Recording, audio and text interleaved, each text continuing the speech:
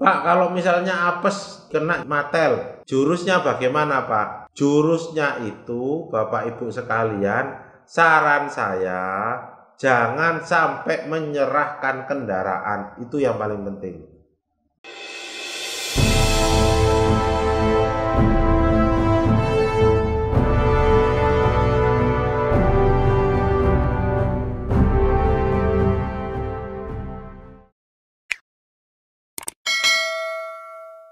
Bagi yang sekarang bermasalah dengan kendaraan, jangan coba-coba untuk menggadaikan kendaraannya, ya. Contoh, Anda jual, Anda gadaikan, jangan. Kalau Anda memang sudah tidak mau bayar, tak kasih dua tadi, Anda bisa ngajukan pelsus, Anda bisa ngajukan biaya tarik. Kalau memang tidak mampu maintain, Pak, ke saya, taruh saya, ya. Titipin saya, nanti kita diskusi bagaimana agar selesai. Kalau toh memang dikembalikan atau misalkan ditarik, nah biar BI checkingnya tidak masalah. Pak, kalau misalnya apes kena matel, jurusnya bagaimana, Pak? Jurusnya itu, Bapak Ibu sekalian, saran saya jangan sampai menyerahkan kendaraan. Itu yang paling penting.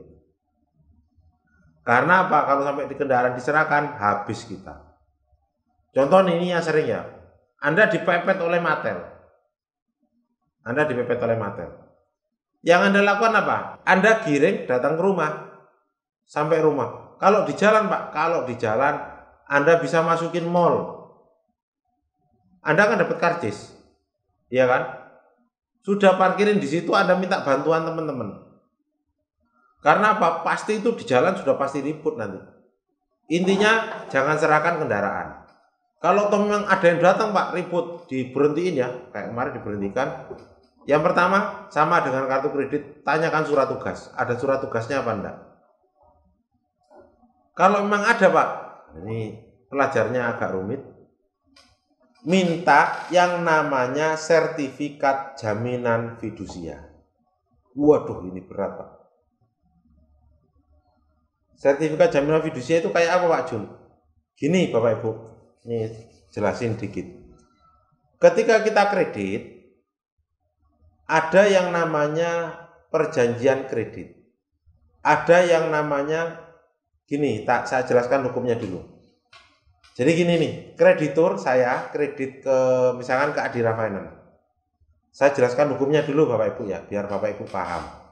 Nah ini yang mungkin nanti akan jadi senjata saya untuk bebaskan, bersihkan BI checkingnya Pak Mundo juga ya. Ketika kita kredit ke leasing, harusnya ada yang namanya akte pembebanan jaminan fidusia. Fidusia itu apa, Pak? Ginilah, aturan hukum yang mengatur tentang masalah kredit benda bergerak seperti mobil, seperti barang, handphone, seperti apalagi ya, furniture, elektronik, itu diatur semua di Undang-Undang Jaminan Fidusia. Nah, aturan itu Bapak Ibu sekalian diatur di Undang-Undang Nomor 39 Tahun 99. Diatur di Undang-Undang Nomor 39 Tahun 99. Bapak Ibu bisa download.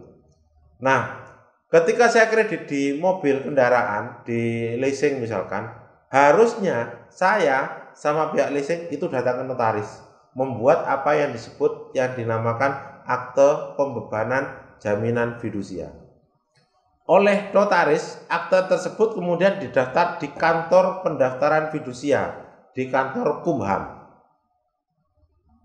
Sehingga kantor Kumham akan menerbitkan namanya sertifikat jaminan fidusia. Nah, sertifikat jaminan fidusia itulah yang bisa menjadi dasar ketika kredit macet boleh dilakukan eksekusi. Ya, jadi boleh dilakukan eksekusi. Kalau tidak ada sertifikat jaminan fidusianya, Pak, tidak boleh.